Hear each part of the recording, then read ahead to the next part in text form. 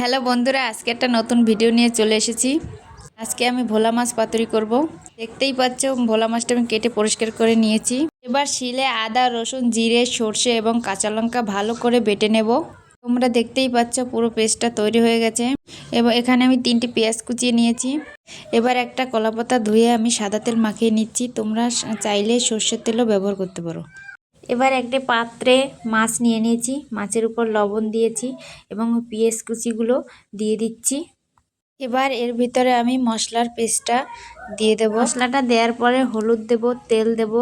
তেল দিয়ে ভালো করে মাছটা ম্যারিনেট করে নেব।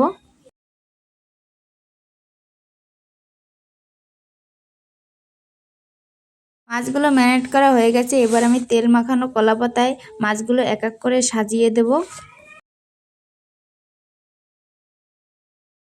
মাছগুলো সাজানো হয়ে গেছে। এবার একটা চাটুতে আমি মাছগুলো উনানের উপর বসিয়ে দেব।